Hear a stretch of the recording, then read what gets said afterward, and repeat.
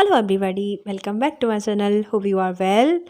And आज हम start करने वाले हैं एक केमिस्ट्री के क्वेश्चंस को। सॉरी, मुझे इसके यहाँ आ रही हैं, उसके लिए sorry, I am very sorry. तो आज केमिस्ट्री क्वेश्चंस हैं, अराउंड इसमें 30 क्वेश्चंस होंगे आपके। यार बीच बीच में ये क्यों आ रही हैं?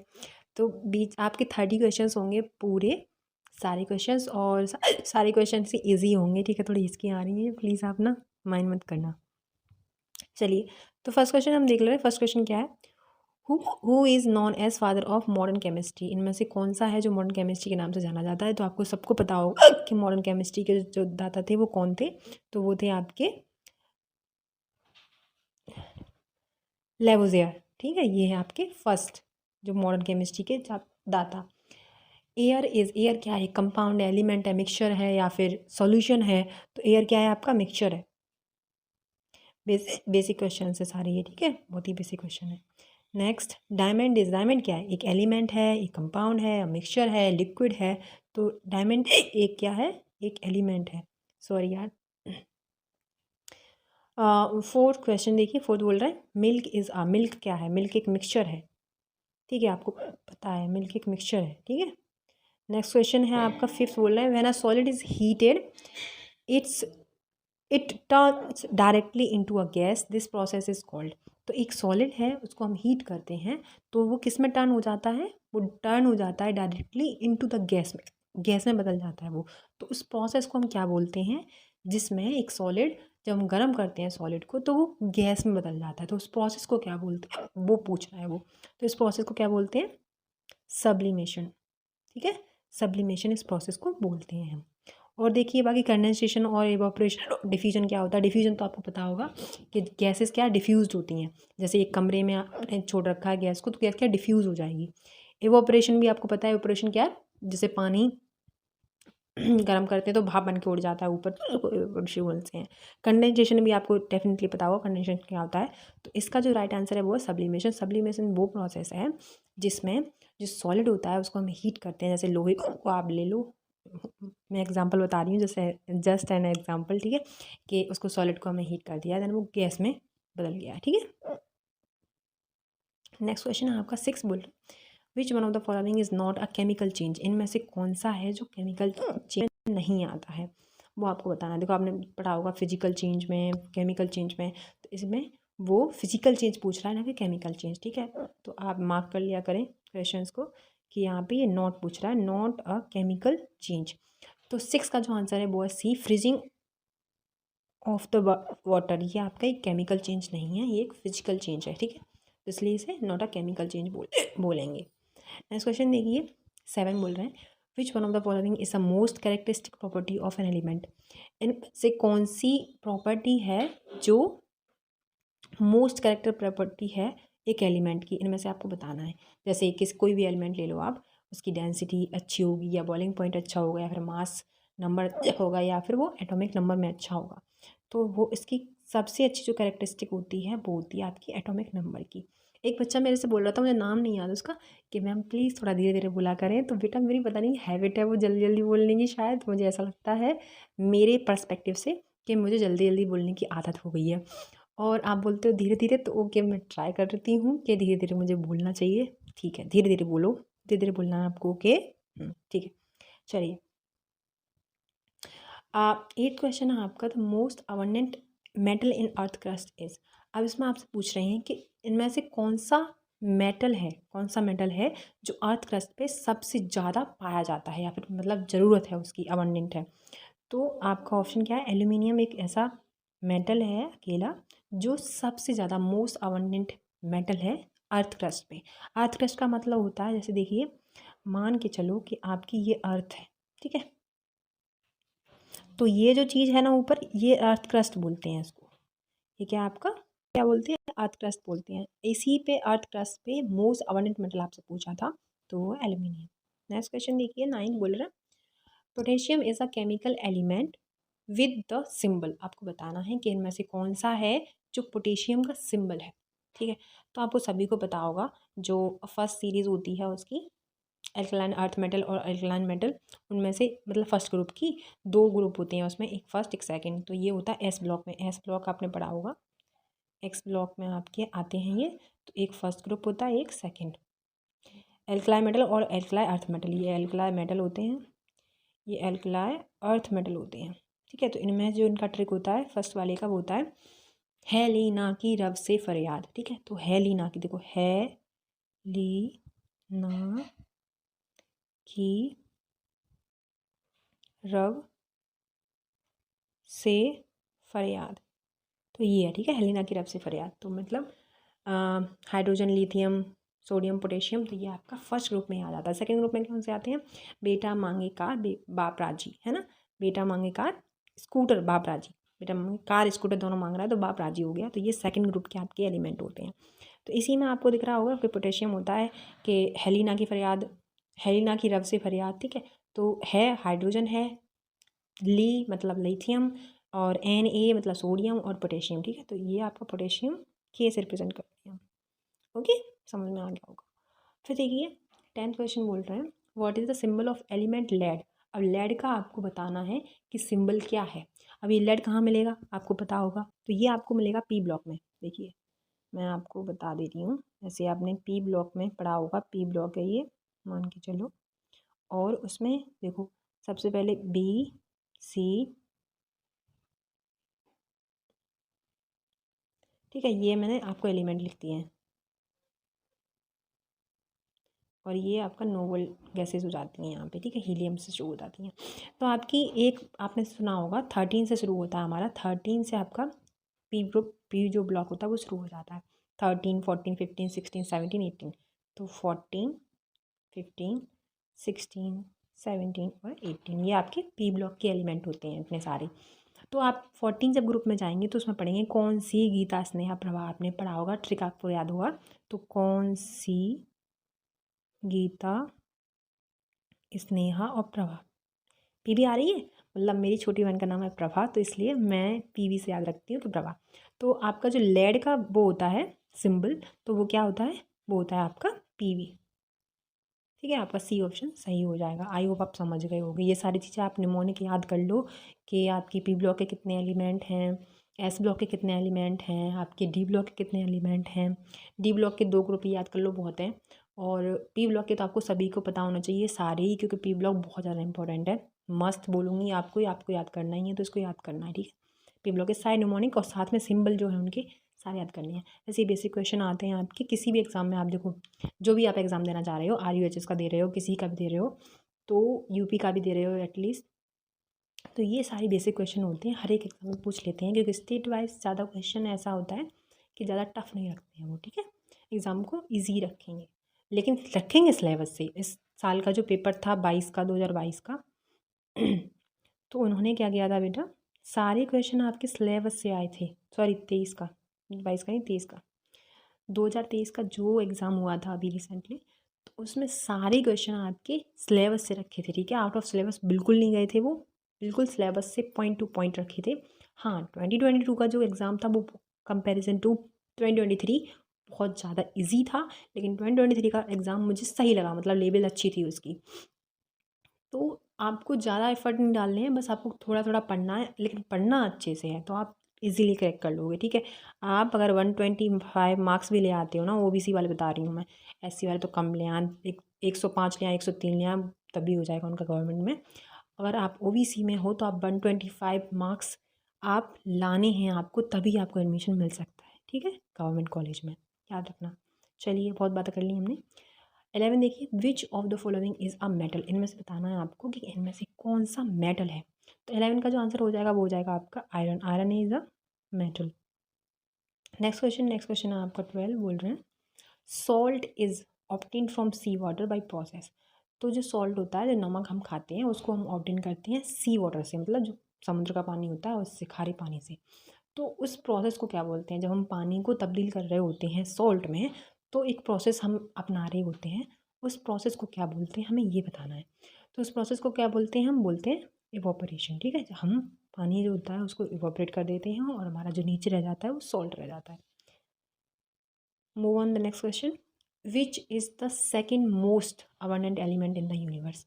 इनमें से आपको बताना है कि इनमें से कौन सा ऑप्शन है जो सेकंड मोस्ट अबंडेंट एलिमेंट है, अभी मैंने आपको बताया था कि मोस्ट अबंडेंट एलिमेंट तो आपने बताया था कि अर्थ पे एल्यूमिनियम है, लेकिन इसमें वो यूनिवर्स में पूछ रहा है पूरे यूनिवर्स में सेकंड मोस्ट जो अबंडेंट एलिमेंट है वो क्या है, तो वो है आपका हीलियम। हीलियम आपका सेकंड मोस्ट अबंडेंट एलिमेंट है इन यूनिवर्स में।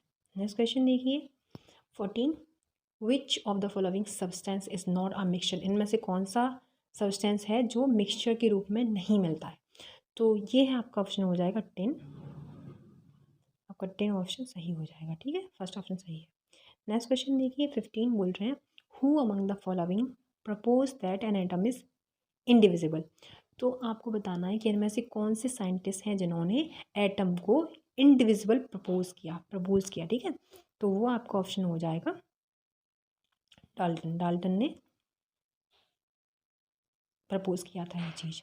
नेक्स्ट क्वेश्चन देखिए 16 बोल रहे हैं the mass of one molecule of oxygen is, इनमें से बताना है आपको कि एक मास होगा वन मॉलिक्यूल ऑफ ऑक्सीजन का, तो उसे हम कैसे कैलकुलेट करेंगे वो बताना है। तो इसका जो ऑप्शन हो जाएगा बेटा वो हो जाएगा आपका डी, मतलब फोर्थ ऑप्शन 5.3 × 10⁻³ 23 ग्राम। तो ये कैसे कैलकुलेट करेंगे मैं आपको बताती हूँ कैसे कैलकुलेट करना है आपको। सो सबसे पहले हम क्या करेंगे इस क्वेश्चन में, हम देखेंगे कि वन जो मोल होता है ऑक्सीजन का वो किसके बराबर होता है, तो 1 मोल ऑफ ऑक्सीजन इज बराबर तो 1 mole of oxygen is equals to 6.022 into 10⁻23 ये होता है, ठीक है। हमें निकालना क्या है, हमसे पूछा उन्होंने कि मास ऑफ वन मॉलिक्यूल का मास पूछा है हमसे, तो मास कैसे निकालेंगे, जैसे आपको पता है जो मॉलिक्यूलर वेट होता है ऑक्सीजन का, मॉलिक्यूलर वेट ऑक्सीजन का वो क्या होता है 16 × 2, ठीक है, तो कितना हो जाएगा 32 ग्राम, ये हो जाएगा, ठीक है, यस पता है। तो मास ऑफ वन मॉलिक्यूल हमें निकालना है, तो it means that 1 mole of oxygen has मास 32 ग्राम, ठीक है। अब आगे क्या करेंगे, अब हमें क्या है बस निकाल देना है। So the mass of one molecule, ठीक है, वन मॉलिक्यूल ऑफ ऑक्सीजन निकाल लेंगे यहाँ से, तो 1 अपॉन कितना है 6.022 इंटू 10⁻23 और कितने मॉलिक्यूल हैं हमारे 32 ग्राम मॉलिक्यूल हैं आपके। तो जब इसे सॉल्व करोगे आप, सॉल्व करने के बाद में आपका आंसर आ जाएगा ये 53.3 × 10⁻23 ग्राम, ठीक है, ये आंसर आपका आ जाएगा। देखो मैं सॉल्व कर दे रही हूँ आप लोगों के लिए, क्या था हमारा 1/6.02 इंटू 10⁻23 ये था, इसको सॉल्व करना है आपको। तो ये कितने टाइम चला जाएगा, 6 से काटो ये, या 6 नहीं 1 से 2 से कर लेते हैं हम, तो 3.01 और ये आ जाएगा हमारा 112, ये 12 से कट जाएगा, ठीक है। जब 12 से कट गया ये तो आपको 312 कितने में आ जाएगा, 3 4 जा 12 होता है, 3 चौक 12 होता है, यस मैम 3 चौक 12 होता है। तो हमने ये 12 से काट दिया अप्रॉक्स, ये 0 ऊपर कर लो आप, और अब इन्हें अच्छे से काटोगे आप तो आप इजीली आपको आंसर मिल जाएगा, इतना ही आएगा आंसर, ठीक है। तो अप्रॉक्स आपका आंसर आ जाएगा इतना, बाकी आपका आंसर इसे जब कैलकुलेट करोगे तो 10⁻23 ऊपर पहुँच जाएंगे। तो कैलकुलेट करने के बाद में आपका आंसर आ जाएगा, वो आपका डी ऑप्शन आएगा। आप अच्छे से काटोगे इसको तो ईजीली आपको आंसर मिल जाएगा, ठीक है। हमने अप्रॉक्स काट दिया है, तो आपका ऑप्शन कौन सा आएगा, डी आपका ऑप्शन सही हो जाएगा। नेक्स्ट क्वेश्चन देखिए 17, how many moles are there in 140 gram of SI atom जो होते हैं, atomic mass of silicon is 28। तो आपको बताना है नंबर ऑफ मोल्स बताने, नंबर ऑफ मोल्स का आपको फार्मूला बता रखा है मैंने कि जब हम नंबर ऑफ मोल्स को कैलकुलेट करते हैं तो number of moles equals to आपके होते हैं हम गिवन वेट हमारा ये है 140 और आपका जो मॉलिकुलर वेट होता है वो दे रखा है 28, आपको मॉलिकुलर वेट दे रखा है, निकाल लो, आप निकाल लोगे आराम से। जिसका जो ऑप्शन हो जाएगा वो क्या आ जाएगा 5, इसका ऑप्शन आ जाएगा, मतलब ये ऑप्शन आपका करेक्ट है। 28 से 140 टाइम्स आप काट दो, 5 टाइम्स चला जाएगा, ठीक है। नेक्स्ट क्वेश्चन देखिए what is the number of phosphorus atom in 1 mole of P4। तो आपको फॉस्फोरस एटम के 1 मोल ऑफ P4 में नंबर ऑफ मोल्स बताने हैं, ठीक है, नंबर ऑफ फॉस्फोरस एटम की बताने हैं। तो इसे कैलकुलेट कैसे करेंगे बताती हूँ आपको। इसका तो आप इजी निकालोगे, बहुत इजी क्वेश्चन है। 4 मॉलिक्यूल है, आपको पता है F4 के, और 1 मोल नंबर ऑफ मोल्स कितने होते हैं 6.02 × 10⁻23। कौन सा आंसर आपको सही लग रहा है इसमें? डी ऑप्शन सही है इसका, 24 इतना आ जाएगा, ठीक है, इजी कर लोगे। 6 4 × 24 होते हैं, आराम से निकाल लोगे, ठीक है। नेक्स्ट क्वेश्चन देखिए, how many atoms are present in our, इतने में आपको एटम नंबर बताना है, कितने नंबर का एटम है, कितने एटम है। तो इसका जो आंसर हो जाएगा वो हो जाएगा सी, 15 एटम है इसमें, ठीक है, गिन लीजिए आप। इसका आंसर कौन सा है 15। आप इजीली कैलकुलेट कर सकते हो ना, कर लो। देखो 2 ये हो जाएंगे, N 2 हो जाएंगे, 8 8 P H हो गई, कितने हो गए 10 हो गए, और 5 ये हैं, ठीक है। नेक्स्ट क्वेश्चन देखिए 20, आपसे बोल रहे हैं कि in 900 gram of glucose the number of moles present at are. तो नंबर ऑफ मोल्स तो आपको मैंने बता दिए हैं, number of moles equals to क्या होता है गिवन वेट। गिवन वेट क्या दे रखा है आपका 900 ग्राम एंड मॉलिक्यूलर वेट, ये आपका फॉर्मूला होता है, लगा दो। गिवन वेट है आपका 900 और मॉलिक्यूलर वेट क्या होता है ग्लूकोज का 180, 180, ठीक है। 0 0 कट कर देंगे, ये 5 टाइम्स चला जाएगा, आपका ऑप्शन आ जाएगा 5, आपका ऑप्शन आ जाएगा। Got it. नेक्स्ट क्वेश्चन देखिए, मूव ऑन करते हैं नेक्स्ट क्वेश्चन पे। 21 देख रहे हैं, the number of atoms constitute a molecule is called. तो इनमें से बताना आपको कि एक नंबर ऑफ एटम्स है मॉलिक्यूल, वो क्या कंस्टिट्यूट करता है। तो वही आपका ऑप्शन हो जाएगा ए, एटोमिसिटी कंस्टिट्यूट करता है एक मॉलिक्यूल, ठीक है, नंबर ऑफ एटम। फिर आपसे पूछ रहे हैं what is the percentage of oxygen in AlSO4 का होल थ्राइस। इसमें से नंबर ऑफ ऑक्सीजन की जो परसेंटेज है वो पूछा है आपसे। तो परसेंटेज क्या होगी, परसेंटेज हो जाएगी आपकी 56.1%। अब आपने ये वाला क्वेश्चन है सॉल्व किया होगा, परसेंटेज वो वाली परसेंटेज है, वैसे निकालते हैं, वो वाली परसेंटेज से निकालना है। अगर मैं निकालने बैठूंगी तो बहुत लंबा हो जाएगा, इसलिए आप लोग ऐसे याद करो, और निकालने बैठूँ बता भी दूँ तो बता देती हूँ, चलो ठीक है। चलिए मूव ऑन करते हैं नेक्स्ट क्वेश्चन पे। तो ये आपका सोल्यूशन हो जाएगा पिछले वाले आंसर का, मैं आपको क्वेश्चन का आंसर दे दूंगी, ठीक है। Number of moles in 120 gram of SO4 मोल। तो नंबर ऑफ मोल्स तो आपको बहुत पूछ रहे हैं, तो नंबर ऑफ मोल्स आपसे पूछ रहे हैं, वही है given weight, given weight upon molecular weight, ठीक है। गिवन वेट आपको 120 ग्राम दे रखा है, मॉलिक्यूलर वेट आपका SO2 का निकाल लो। तो SO2 क्या है 32, और ये कितने होते हैं 32, 32 32 कितने हो गए बताइए, कितने हो गए।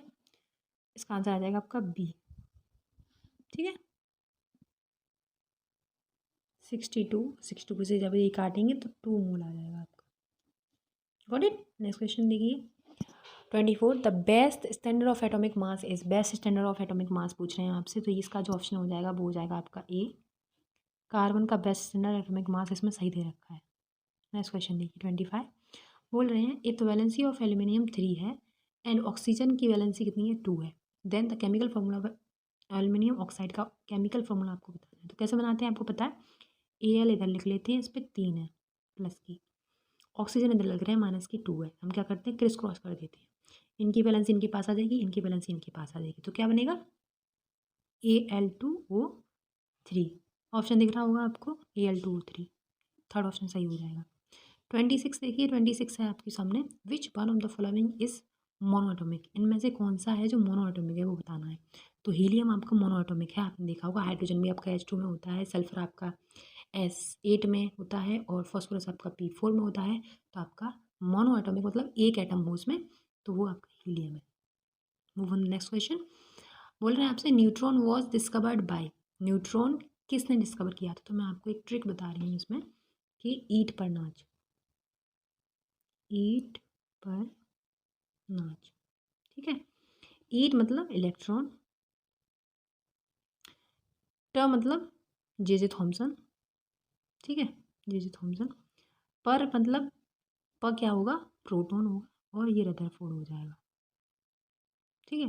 नाच मतलब न्यूट्रॉन, और च मतलब चेडविक, ये आपका ऑप्शन सही हो जाएगा। तो मतलब बी ऑप्शन कौन सा है आपका सही होगा, बी ऑप्शन आपका सही होगा चेडविक, जिसमें ना से आपका न्यूट्रॉन है, चा से आपका चैडविक है। तो न्यूट्रॉन की खोज किसने की थी? चैडविक ने की थी।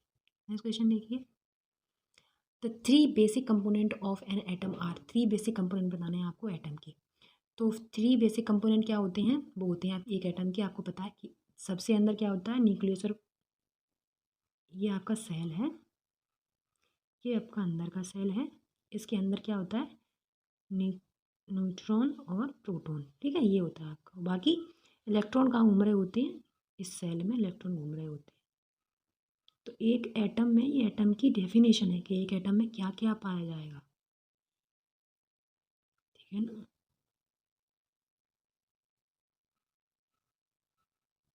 एक एटम में क्या क्या पाया जाएगा ये आपको पता है।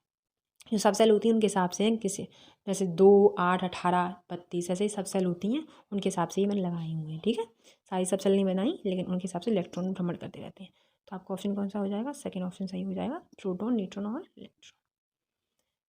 29, the absolute value of charge on electron was determined by. तो जो एब्सोल्यूट वैल्यू होती है चार्ज की एक इलेक्ट्रॉन पे, वो कितनी होती है, वो किसने बताई थी? तो वो की बताई थी मिलिकन ने, ठीक है। Last but not the least, जो रदरफोर्ड थे हमारे, अल्फ़ा पार्टिकल स्कैटर्ड एक्सपेरिमेंट किया था, was responsible for the discovery of. तो जो अल्फ़ा रदरफोर्ड ने जो अल्फ़ा पार्टिकल स्कैटरिंग एक्सपेरिमेंट था, वो किसकी डिस्कवरी के लिए वो रिस्पॉन्सिबल था? तो वो किसकी डिस्कवरी था? वो न्यूक्लियस की डिस्कवरी के लिए उन्होंने किया था। अल्फ़ा पार्टिकल स्कैटरिंग एक्सपेरिमेंट किसने किया था? रदरफोर्ड ने, ये भी याद रखना है आपको। तो रेस्पॉन्सिबल था discovery of nucleus. Thank you so much for watching my take care and आप सही से पढ़ रहे हो, मैं आशा करती हूँ। और हाँ, एक और चीज़ है, आपको अगर क्वेश्चन की पीडीएफ चाहिए तो आप मेरी साइट पे विज़िट कर सकते हैं, इसका नाम है बिगिन विद नीरज। मैं आपको लिंक प्रोवाइड करवा दूँगी डिस्क्रिप्शन बॉक्स में, तो आप उस पर जाके विज़िट कर लें। और एक और बात, आप जो टेलीग्राम है, टेलीग्राम को आपने ज्वाइन नहीं कर रखा, मैं उस पर आपको क्विज़ देती रहती हूँ, day by day per day देती हूँ, 2 से 3 क्विज़ आते हैं, तो आप उनमें ज़रूर पार्टिसिपेट किया करें, ठीक है। और ज़्यादा ना मतलब पढ़ाई को वैसे मतलब कि अरे चलो हो जाएगा, नहीं, पढ़ना है ध्यान से, अच्छे से पढ़ना है, ओके। Bye, take care. कोई क्वेरी हो तो मुझे बताना।